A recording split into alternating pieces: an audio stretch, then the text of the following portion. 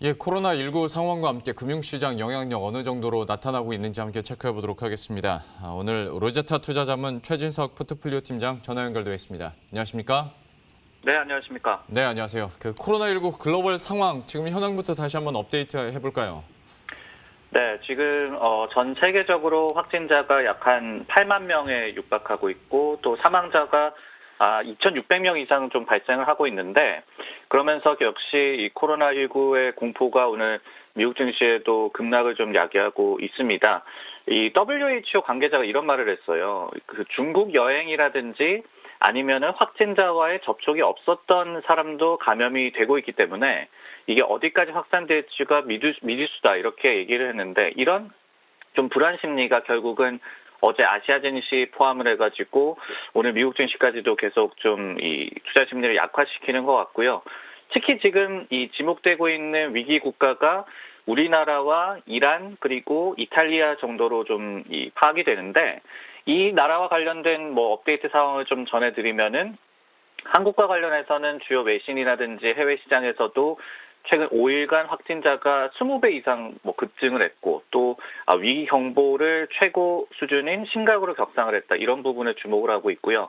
이란에서는 지금 사망자가 12명이나 발생을 했고 이탈리아도 7명의 사망자가 발생을 하고 또 밀라노 패션 위크도 좀 파행을 지금 겪고 있는 등 전방위적 피해가 좀 나타나고 있습니다. 그러다 보니까 WHO에서도 이란과 이탈리아의 상황에 대해서 깊은 우려를 또 나타내기도 했습니다. 참 증시에 대해서도 한번 살펴봐야 될 것 같은데 뉴욕 증시 같은 경우에 주말 동안에 있었던 그런 공포감들이 한 번에 다 응축돼서 터지는 모습도 나타나는 모습입니다. 좀 낙폭이 커졌었는데 이쪽 상황도 좀 짚어주시죠. 네, 제가 그래프를 한 가지 보내드렸는데 지금 S&P 500 지수가 한 3% 내외로 하락폭을 좀 기록을 하고 있거든요.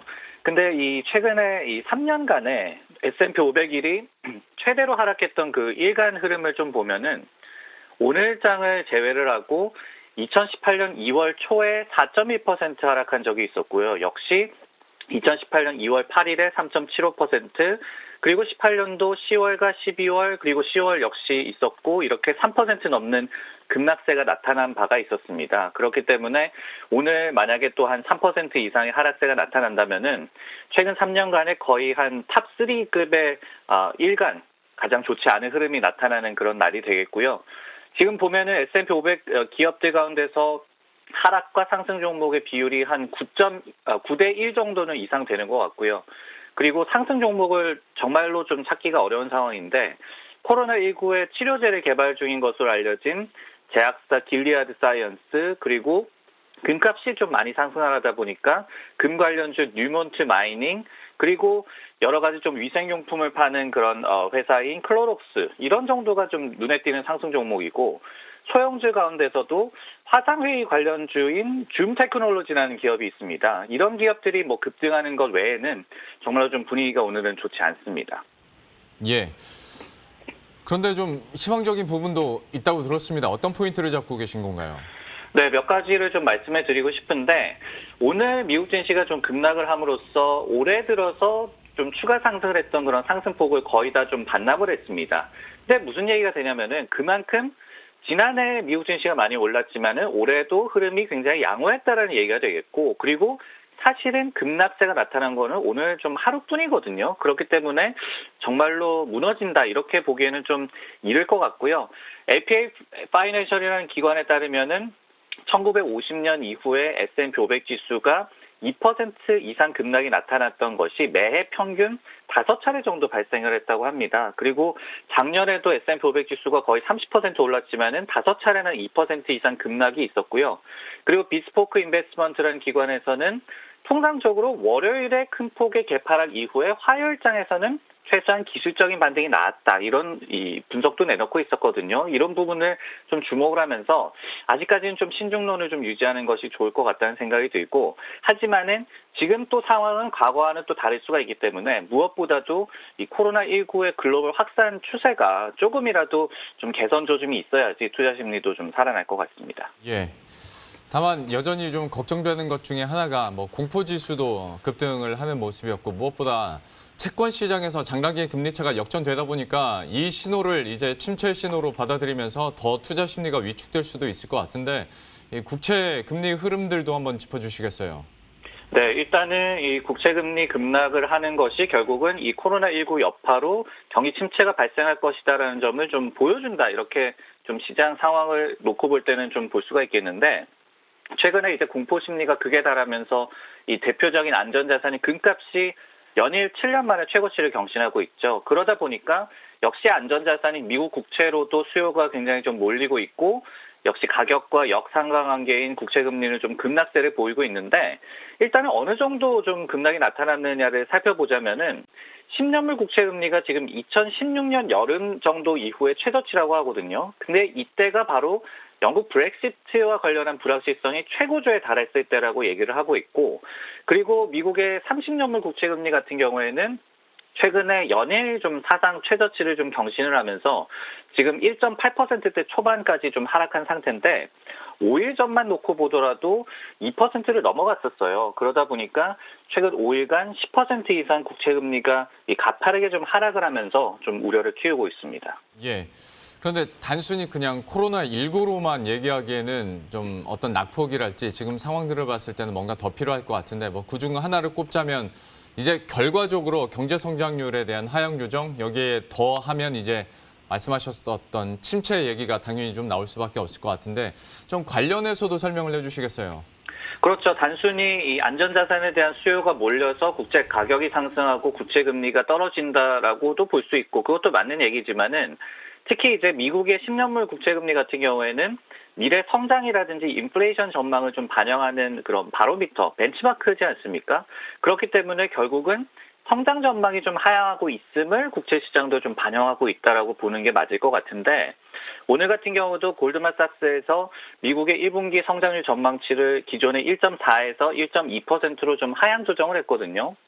지난 해 4분기 성장률이 2.1%였고 그리고 19년 전체로 보더라도 2.3%였기 때문에 굉장히 좀 좋지 않은 상황으로 전개가 될 수 있다고 보여지고 물론 경제 활동이 결국은 2분기로 이연되면서 골드만삭스 역시도 성장률이 2분기에는 2.7%로 회복될 것으로 점쳤지만은 이 같은 좀 경고 메시지가 계속 나오는 거는 국채 금리를 좀 끌어내릴 수밖에 없을 것 같고요.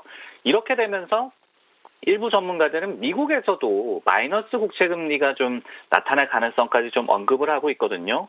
현재 10년물이 뭐 한 1.4%를 조금 하회하는 정도이기 때문에 물론 가능성은 좀 낮습니다. 근데 그래프를 한 가지 보면서 좀 설명을 드리면은 현재 일본을 비롯해가지고 유럽의 다수 국가들이 국채 금리가 좀 마이너스로 돌고 있는 그런 상황이죠. 그러면서 지금 글로벌 마이너스 금리 채권, 그러니까 정부 채권 그리고 민간 채권을 모두 합산했을 때 글로벌 마이너스 금리 채권 규모는 한 15조 달러 정도로 지금 집계가 되고 있습니다. 근데 이게 저기 빨간색 동그라미로 좀 표시된 부분이 지난해 8월에 미국의 장단기 국채 금리가 역전했을 당시에 전 세계적으로 사상 최대인 17조 달러 이 규모의 마이너스 금리 채권이 나왔거든요. 그러다 보면은 이번에 미국의 꼭 마이너스 금리로 가지는 않더라도 국채 금리가 또다시 하락한다면은 채권 투자자들이 계속해서 이자를 지급을 하고도 안전자산에 계속해서 쏠리는 이런 좀 기현상이 좀 벌어질 가능성도 배제할 수는 없을 것 같습니다. 예. 뭐 가능성이 크진 않겠지만 마이너스 금리에 대해서도 저희가 한번 염두에는 둬야 될 것 같고요. 시장에서 가장 이제 궁금해하는 점에 대해서도 한번 여쭤보도록 할 텐데 결국 연준이 금리의 변화를 줄 것이냐, 금리 인하를 가져갈 것이냐. 물론 최근에 코로나19로 인한 뭐 약간의 그러니까 단기간의 급락세만으로 기대하기는 쉽지 않겠습니다만은 그래도 사태가 좀 확산이 되고 있고 또 마침 최근에 나왔었던 제조업 PMI나 서비스 PMI가 좀 실망스럽게 나오다 보니까 더 이제 전문가들 사이에서는 필요성이 대두되고 있는 것 같습니다. 여기에 대해서는 어떻게 보십니까? 네, 그것과 또 추가를 해서 국채금리가 많이 좀 하락을 하게 되면은 물론 국채금리와 기준금리가 같이 갈 필요는 없지만은 기준금리와 격차가 좀 벌어지지 않습니까? 그만큼 그러면 금리를 인하해도 된다라는 여지로 시장은 또 해석하는 게 가능해지거든요. 실제로 선물시장 CME 패드워치에서 제시하는 전망이 처음으로 4월에 금리 인하 가능성이 동결을 이제 추월을 했어요. 이 인하 가능성을 46%로 그리고 동결 가능성을 44%로 보고 있는데 이게 전일에는 인하 가능성이 36%에 불과했고 동결 가능성이 60%나 됐거든요. 그러다 보니까 금리 인하에 대한 기대감은 더욱더 높아지고 있고, 그리고 블룸버그를 따르더라도 올해 세 차례 금리 인하를 예상한 비율도 최근 수치 대비해서 9.4%포인트나 상승한 71.3%나 됐습니다. 그렇기 때문에 시장의 기대는 더욱더 좀 거세지고 있고, 이번 주에도 클라리다 연준 부의장이라든지 아니면 제임스 블러드 세인트루이스 연은 총재라든지 최근에 금리 인하 가능성을 좀 일축했던 주요 인사들의 연설이 또 예정이 돼 있기 때문에 과연 스탠스에 좀 변화가 있을지를 좀 지켜봐야 될 것 같습니다. 예. 종목별로도 살짝 살펴보도록 하겠습니다. 뭐 대부분의 종목들이 다 급락하긴 했습니다만은 그 중에서도 반도체주에 대한 체감이 좀 더 크게 다가오는 게 사실인데 좀 이쪽 상황도 한번 정리해 주시겠어요? 네, 오늘 같은 경우에 이 하나의 어떤 특징주를 꼽기가 굉장히 좀 힘들었습니다. 그러다 보니까 반도체주를 좀 준비를 해봤는데 AMD가 지금 한 7.5% 정도 급락을 하고 있고 엔비디아도 한 7% 가깝게, 그리고 대표적인 장비주인 램리서치 역시도 한 5% 가깝게 좀 급락을 하고 있고요. 그리고 반도체주 대표적인 ETF인 SOXX 같은 경우에도 지금 4.6%나 급락을 하고 있습니다. 일단은 급락 원인에 대해서 살펴보자면은 무엇보다도 좀 반도체 생산 차질이 우려된다라는 점, 그리고 두 번째로 이번 코로나19로 인한 어떤 경기 위축에 따른 수요 둔화에 대한 우려가 또 있다라는 점, 여기에 또 지난해 반도체주가 너무 좀 많이 올랐죠. 그러다 보니까 전체적인 증시 조정에 가장 직격탄을 맞고 있는데 아까 말씀드린 ETF SOXX가 지난해에 60% 넘게 올랐습니다. 이런 부분들이 오늘 반도체주가 특히 이 기술주의 급락세를 좀 주도를 하는 모습이 나오는 원인으로 분석이 되고 있어요. 근데 반도체주 같은 경우에 뭐 국내도 그렇고 미국도 그렇고 결국에는 업황 회복 기대감으로 상대적으로 강세를 크게 나타냈었던 건데 지금 상황이 이렇게 되고 코로나19 사태가 심각해지다 보면 업황 회복 자체도 좀 의심을 해야 되는 상황입니까? 네, 관련 모멘텀에 대해서도 좀 걱정을 해야 된다라는 분석이 노무라 인스티넷에서 좀 나왔거든요. 뭐라고 얘기를 하냐면은 시장은 좀 생산 차질 이슈에만 좀 주목을 하고 있다. 하지만은 코로나19에 따른 칩 수요 둔화 위험에 대해서는 좀 과소평가하고 있다라고 얘기를 했어요.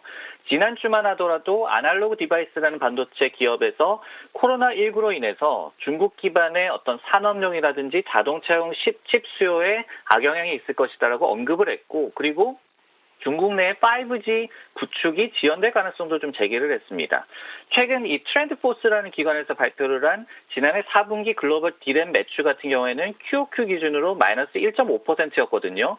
좀 견고한 수준으로 유지됐다라고 평가를 할 수가 있을 텐데, 하지만은 모바일 디램 매출 같은 경우에는 전분기 대비해서 7.5% 감소를 했습니다. 이런 상황에서 코로나19까지 좀 이 타격이 우려가 된다면은 1분기에 글로벌 칩 수요 관련된 우려 역시도 좀 잔존할 것으로 전망이 좀 되고 있습니다. 예. 그리고 주요 기술주 가운데서 애플의 낙폭도 상대적으로 조금 더 컸는데 애플은 좀 어떻게 보고 계십니까? 네, 결국은 이 중국 수요 부진에 따른 우려가 애플에도 좀 해당된다, 이런 해석이 좀 나오는 것 같은데, 최근 2에서 3월간의 중국에서의 아이폰 판매가 4에서 50% 감소할 것이다라는 전망까지 제기가 됐었거든요. 근데 애플에 대해서 좀 말씀을 드리면은 애플 입장에서 그 수요, 그러니까 아이폰 판매 같은 경우에는 이연된다라는 해석이 좀 가능하죠. 하지만은 생산 라인 차질에 따른 출시 시기에 대한 영향이 좀 문제가 될 텐데, 다행히 오늘 웨드부시라는 IB에서는 이르면 4월께에는 생산 라인이 풀 가동되는 것이 가능하다라고 점치면서 이 경우에 5G 아이폰의 가을 출시에 대한 영향은 좀 없을 것으로 일단은 지금 상황에서는 좀 전망을 하고 있습니다. 애플에 대한 영향력까지 함께 살펴봤습니다. 지금까지 로제타 투자자문 최진석 포트폴리오 팀장과 함께했습니다. 고맙습니다. 네, 고맙습니다. 예, 이렇게 주요 반도체와 뉴욕 증시 상황들 살펴봤는데요. 이제 곧 뉴욕 증시도 마감이 됩니다. 다우존스 산업지수 함께 보시면 현재 3.5% 다시 낙폭을 약간 키우면서 27,976년 선 지나가고 있습니다.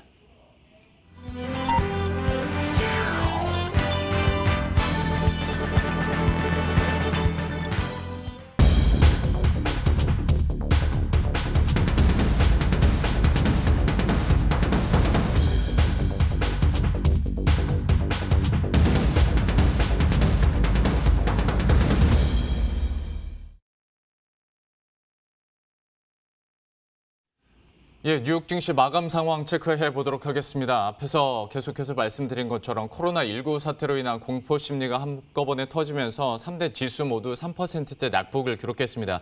다우 지수가 장 막판 들어서 조금 회복하나 싶었는데 다시 한번 낙폭 키우면서 3.5% 조정을 받았고요. 27,960선에서 거래를 마치는 모습입니다. 나스닥 같은 경우에도 9,226선 역시 낙폭을 키우면서 3.6% 조정받았는데요. 아무래도 최근 기술주들 많이 오른 만큼 떨어질 때도 좀 급격하게 떨어지고 있는 양상이죠. 전반적으로 지수 자체가 좀 악화되고 투자 심리도 악화되는 양상입니다. 계속해서 S&P 산업지수도 한번 보도록 할 텐데 S&P 500 지수 같은 경우에 역시 3.3% 3,227선에서 거래를 마치는 모습이네요. 주요 업종별 상황들 그리고 종목별 상황들 체크해 보도록 할 텐데요. 이 빨간색이 우리나라의 상승 빨간불이면 참 좋았겠지만 전체적으로 좀 하락세를 기록하면서 3에서 4% 주요 종목들 모두 조정을 받는 모습이었습니다. 보시는 것처럼 주요 기술주들 구글, 페이스북, 마이크로소프트, 애플까지도 3에서 4%대 낙폭을 키우는 모습이었고요. 특히 구글과 애플 같은 경우에는 다시 한번 장 막판에 낙폭 키우면서 4% 이상 조정을 받았습니다. 업황과 수요에 대한 부진 여파로 전반적으로 조정을 크게 받아가는 모습이었고요. 그나마 선방을 해야 된다고 볼 수 있을까요? 헬스케어 종목 가운데 길리아드 정도 4% 오히려 상승하면서 마감이 됐고요. 유틸리티 업종이 그나마 경기 방어주로서 역할을 해주면서 그나마 선방을 하면서 뉴욕 증시 마감을 했습니다.